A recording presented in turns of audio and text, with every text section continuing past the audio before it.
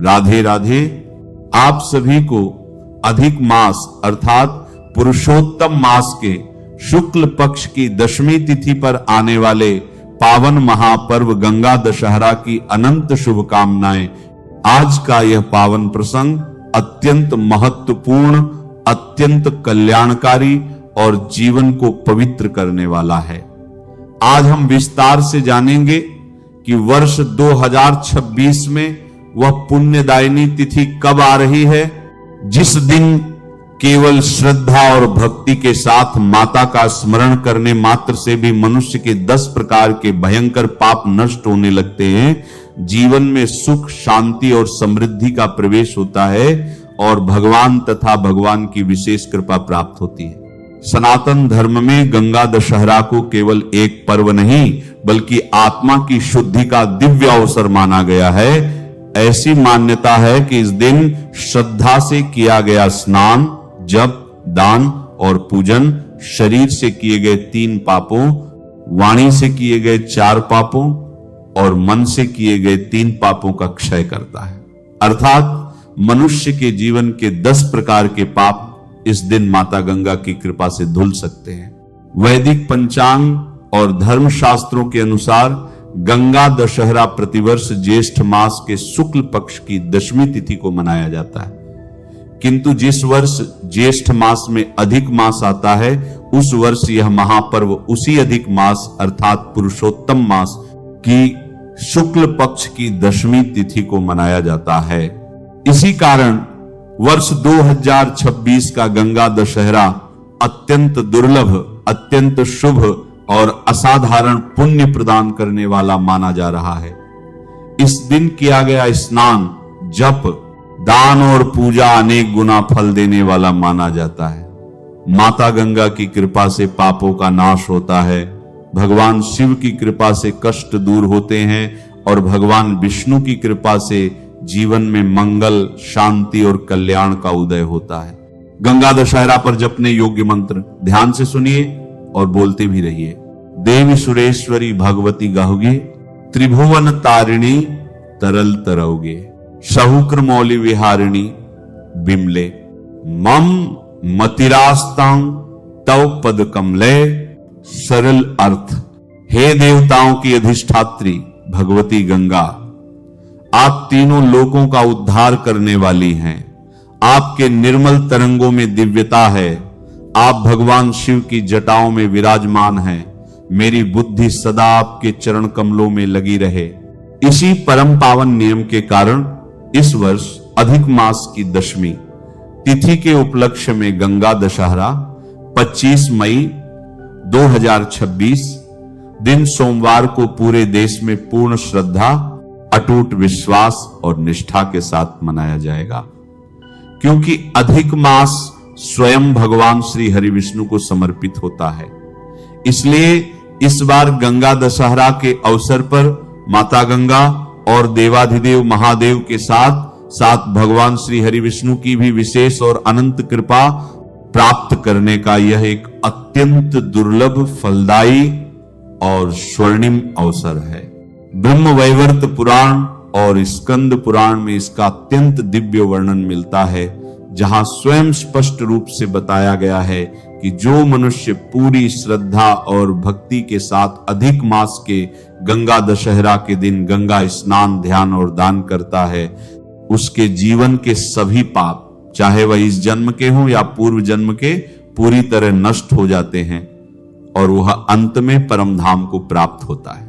जब पुराणों में इस महापर्व की अपार महिमा का वर्णन किया गया तो वशिष्ठ आदि मुनियों ने स्पष्ट रूप से बताया कि हजारों बार अन्य पवित्र नदियों में स्नान करने का जो महान पुण्य मिलता है, काशी जैसी पवित्र नगरी में सैकड़ों बार दान करने से जो फल प्राप्त होता है, मकर राशि के सूर्य में प्रयागराज में त्रिवेणी संगम पर स्नान करने से, सिंह राशि के बृहस्पति में गोमती नदी में स्नान करने से, कुंभ में केदारनाथ तथा बद्रीनाथ के दर्शन करने से, स्वर्ण दान करने से अथवा अर्ध प्रसूता गोदान करने से और हजारों अश्वमेध यज्ञ करने से जो दुर्लभ और दिव्य फल मिलता है, वह सबका सब केवल एक बार सच्चे भाव से इस गंगा दशहरा के पावन अवसर पर माता गंगा के पवित्र जल में गोता लगाने अथवा घर पर ही गंगा जल मिश्रित जल से स्नान करने और दान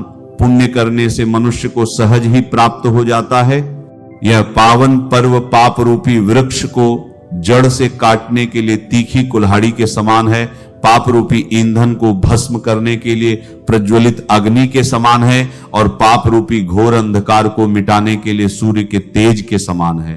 ब्रह्म हत्या, चोरी, झूठ, परस्त्री गमन, दूसरों की निंदा करना, झूठी गवाही देना, झूठे शास्त्र पढ़ना या बनाना, झूठा ज्योतिषी बनना तथा झूठा वैद्य बनकर लोगों को ठगना, यह सब घोर पाप करने वाले व्यक्ति के पाप भी गंगा दशहरा के प्रभाव से और मां गंगा के पवित्र स्पर्श से क्षमा हो जाते हैं और उसका भयंकर से भयंकर पितृदोष भी सदा के लिए समाप्त हो जाता है। इस गंगा दशहरा की महत्ता को सिद्ध करने वाली एक अत्यंत प्राचीन और प्रामाणिक कथा के अनुसार प्राचीन काल में इक्ष्वाकु वंश में सगर नाम के एक अत्यंत प्रतापी, धर्मात्मा, सत्यवादी और न्यायप्रिय राजा राज्य करते थे, जो अपनी प्रजा का अपनी स्वयं की संतान की तरह पालन करते थे और उनके राज्य में चारों ओर सुख, शांति और समृद्धि का वास था।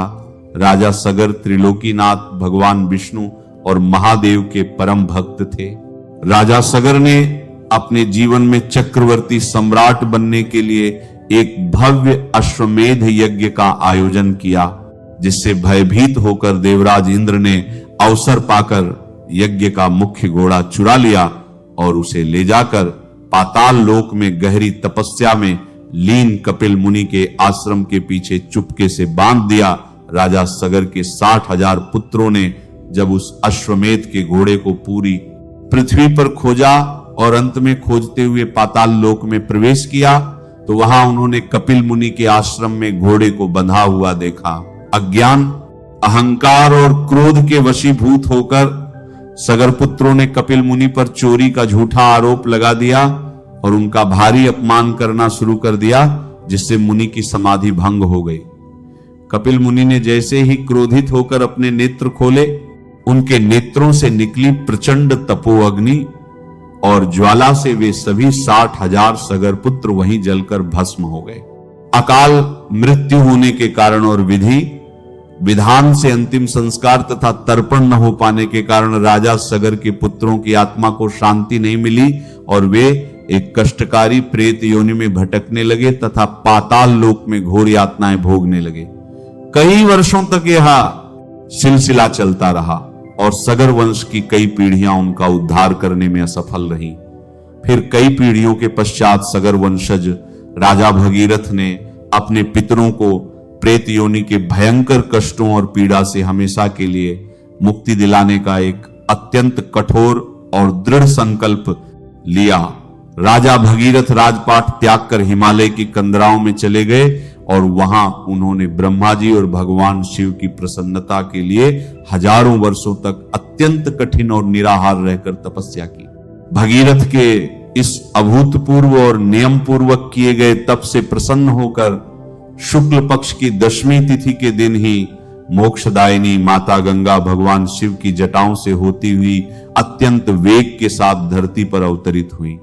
जैसे ही माता गंगा के पवित्र और पावन जल का स्पर्श उन 60,000 सगर पुत्रों की भस्म से हुआ, उस दिव्य जल के चमत्कारी प्रभाव से राजा सगर के पुत्रों को तत्काल उसी क्षण उस भयंकर प्रेत योनि से हमेशा के लिए मुक्ति मिल गई। राजा के पुत्रों ने अत्यंत सुंदर, तेजवान और दिव्य शरीर धारण किया। आकाश से देवताओं ने पुष्प वर्षा करनी आरंभ कर दी और वे सभी भगीरथ को आशीर्वाद देते हुए पुष्पक विमान में बैठकर सीधे स्वर्ग और फिर भगवान विष्णु के परम पवित्र वैकुंठ धाम को चले गए। गंगा दशहरा का यह पावन पर्व कोई सामान्य दिन या एक दिन का उत्सव मात्र नहीं है, बल्कि यह पवित्रता, संयम और सात्विकता का एक बहुत बड़ा और कड़ा नियम होता है, जिसमें 10वीं तिथि के दिन विशेष रूप से नियमों का कठोरता से पालन करना अनिवार्य होता है, इस दिन से ही मनुष्य को पूर्ण रूप से स्वच्छ और सात्विक रहना चाहिए। मन में किसी के प्रति बुरे विचार, ईर्ष्या या द्वेष नहीं लाने चाहिए। लहसुन, प्याज, मांस, मदिरा, मसूर की दाल, बैंगन और तामसिक भोजन का पूरी तरह से त्याग कर देना चाहिए। इस पावन दिन स्नान और दान का सबसे अधिक महत्व है, इसलिए स्नान के सटीक और शुभ मुहूर्त का ध्यान रखना अत्यंत आवश्यक है। वैदिक पंचांग के अनुसार 25 मई 2026 को गंगा दशहरा के दिन पवित्र स्नान करने का सबसे उत्तम और सर्वश्रेष्ठ समय प्रातः काल सूर्योदय से पूर्व यानी ब्रह्म मुहूर्त में रहेगा, जो कि प्रातः 4:05 से प्रारंभ होकर प्रातः 5:26 तक रहेगा। यदि किसी कारणवश आप ब्रह्म मुहूर्त के इस अति पावन समय में स्नान नहीं कर पाते हैं तो सूर्योदय के पश्चात प्रातः 7:10 से लेकर प्रातः 9:15 तक के शुभ चौघड़िया मुहूर्त में भी स्नान का पूर्ण पुण्य प्राप्त किया जा सकता है। इस शुभ मुहूर्त में नित्य कर्मों से निवृत्त होकर पवित्र गंगा नदी में स्नान करना चाहिए, और यदि गंगा नदी आपके निवास स्थान से दूर हो या वहां जाना संभव न हो तो आपको तनिक भी निराश होने की आवश्यकता नहीं है। आप अपने घर पर ही नहाने के शुद्ध जल में थोड़ा सा गंगा जल मिलाकर पूरी श्रद्धा और पवित्र भाव के साथ स्नान कर सकते हैं। इससे भी आपको गंगा स्नान के समान ही पूर्ण फल प्राप्त होगा।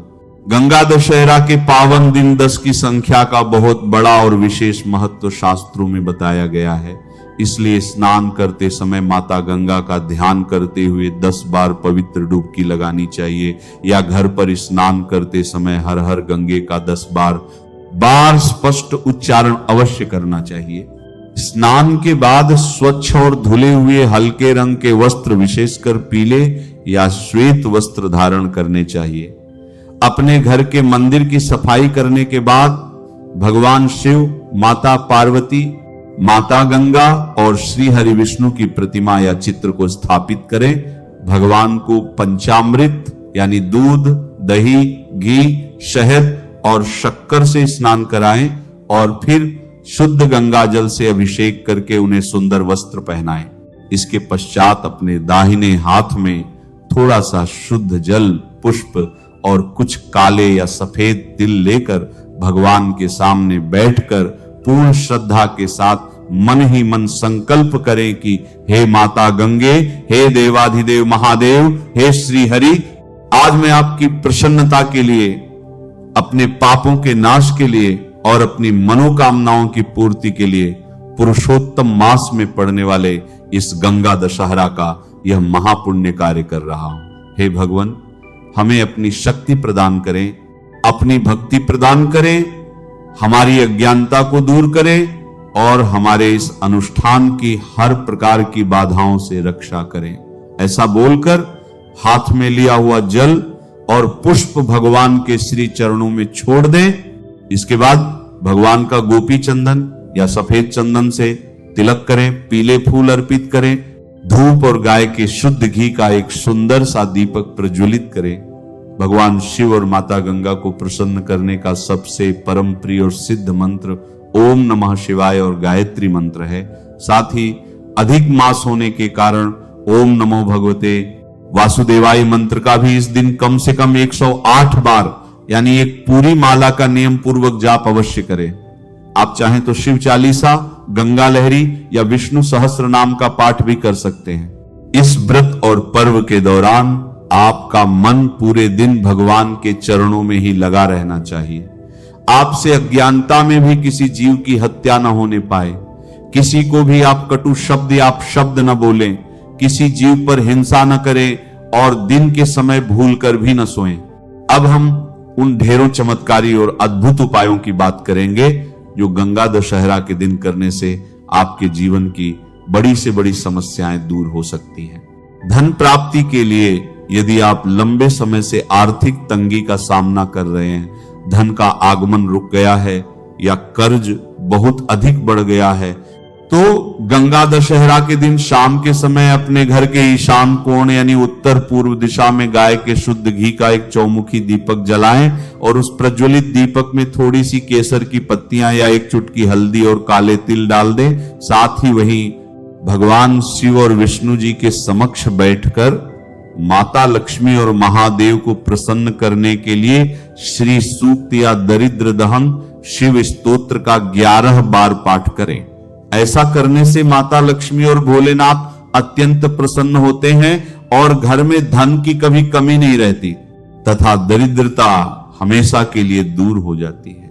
पितृदोष शांति और कार्यों में आ रही बाधाओं के निवारण के लिए गंगा दशहरा के दिन दोपहर के समय किसी भी प्राचीन पीपल के वृक्ष की जड़ में 1 लोटे जल में थोड़ा सा कच्चा दूध, काले तिल, गंगाजल और एक बताशा मिलाकर अर्पित करें और ओम नमः शिवाय तथा विष्णु मंत्र का लगातार मन ही मन जाप करते हुए उस पीपल के वृक्ष की 7 परिक्रमा करें। इससे पितर अत्यंत तृप्त होते हैं और अपना भरपूर आशीर्वाद प्रदान करते हैं, जिससे जीवन के हर क्षेत्र में सफलता मिलनी शुरू हो जाती है। गंगा दशहरा के दिन भगवान श्री हरि विष्णु या भगवान शिव को 11 ताजे पीले फूल, 11 बेलपत्र और एक मिट्टी के घड़े में पानी भरकर अर्पित करें और पूरी श्रद्धा से उनका पूजन करें। पूजन के पश्चात अगले दिन उस जल से भरे घड़े को किसी ब्राह्मण या जरूरतमंद को दान कर दें। ऐसा करने से व्यापार में दिन दुगनी रात चौगुनी तरक्की होने लगती है और नौकरी में मनचाही सफलता प्राप्त होती है। विवाह संबंधी अड़चनों के लिए विवाह योग्य युवक युवतियों के विवाह में यदि अड़चनें आ रही हैं या मनचाहा जीवन साथी नहीं मिल रहा है, तो गंगा दशहरा के दिन शिवलिंग पर केसर मिश्रित जल चढ़ाएं और माता पार्वती को सुहाग की सामग्री अर्पित करके शीघ्र विवाह की प्रार्थना करें। इससे विवाह के योग बहुत जल्द बन जाते हैं। दान का महत्व। गंगा दशहरा के दिन किए गए दान का फल करोड़ों गुना होकर वापस मिलता है। इसीलिए इस दिन अपनी सामर्थ्य के अनुसार किसी योग्य ब्राह्मण या जरूरतमंद व्यक्ति को दान अवश्य करें, क्योंकि इस दिन 10 की संख्या का विशेष महत्व है। इसलिए इस पावन अवसर पर 10 प्रकार की वस्तुओं का दान सबसे उत्तम माना गया है। आप अपनी सामर्थ्य अनुसार शीतल जल से भरा हुआ मिट्टी का घड़ा, सत्तू, गुड़, तरबूज, खरबूजा, हाथ से झलने वाला पंखा, छतरी, पीले वस्त्र, तिल और कुछ दक्षिणा का दान अवश्य करें। यदि संभव हो तो इन वस्तुओं का दान 10 ब्राह्मणों को या 10 जरूरतमंदों को दें और जीवन में चारों ओर से सुख, शांति, समृद्धि और अपार सफलता स्वयं खींची चली आती है। कर्ज से मुक्ति के लिए। इसके अलावा यदि आप कर्ज से बहुत अधिक परेशान हैं तो गंगा दशहरा के दिन 1 लोटे जल में थोड़ी सी पीली सरसों, हल्दी और गंगाजल मिलाकर भगवान शिव के शिवलिंग पर अर्पित करें और शिव चालीसा का पाठ करें। इससे कर्ज से मुक्ति के मार्ग बहुत जल्दी खुल जाते हैं। इस दिन सुबह जल्दी उठकर पुनः स्नान करके भगवान की विधिवत पूजा करनी चाहिए और जो भी सात्विक भोजन आपने घर में बनाया है सबसे पहले उसका भगवान को भोग लगाना चाहिए। स्वयं भोजन ग्रहण करने से पहले किसी ब्राह्मण, गाय माता या किसी भूखे और जरूरतमंद व्यक्ति के लिए आदर पूर्वक भोजन और दक्षिणा जरूर निकालनी चाहिए। उसके बाद ही भगवान का स्मरण करते हुए भोजन ग्रहण करना चाहिए। बासी भोजन या बाजार का भोजन ग्रहण करने से भी बचना चाहिए। ये गंगा दशहरा का पावन दिन केवल पवित्र नदी में डुबकी लगाने या एक दिन का उत्सव मात्र नहीं है, बल्कि यह अपनी आत्मा को अंदर से पूरी तरह शुद्ध करने, अपने पुराने और बुरे कर्मों को पुण्य में बदलने और ईश्वर के साथ एकाकार होने का एक अत्यंत दिव्य और दुर्लभ अवसर है। इस दिन मनुष्य को अपने विचारों, अपने दैनिक व्यवहार और अपने कर्मों को अत्यंत पवित्र और सात्विक बनाना चाहिए, क्योंकि मान्यता है कि गंगा दशहरा के दिन किए गए एक छोटे से भी शुभ कार्य दान या सेवा का फल अपार गुना बढ़ जाता है। इसीलिए सबसे पहले अपने मन को शांत और निर्मल रखना आवश्यक है। किसी का अपमान करना या मन में ईर्ष्या रखना इस दिन सर्वथा वर्जित है, क्योंकि नकारात्मक भावनाएं। दशहरा पर पवित्र स्नान और दान करने का दृढ़ संकल्प अवश्य लीजिए। आप सभी को इस अत्यंत पावन गंगा दशहरा महापर्व की एक बार फिर से बहुत बहुत हार्दिक शुभकामनाएं। यह पावन पर्व आपके और आपके परिवार के जीवन में अपार सुख, अनंत समृद्धि, उत्तम स्वास्थ्य और चिरस्थायी शांति लेकर आए। मोक्षदायिनी माता गंगा, भगवान भोलेनाथ और श्री हरि विष्णु आपकी सभी मनोकामनाएं और इच्छाएं पूर्ण करे। अब माता गंगा की आरती सुनिए। जय गंगे माता, श्री जय गंगे माता। जो नर तुमको ध्याता मनवांछित, कृपा दृष्टि तुम कर दो त्रिभुवन सुखदाता। जय गंगे माता, श्री जय गंगे माता। जो नर तुमको ध्याता मनवांछित फल पाता।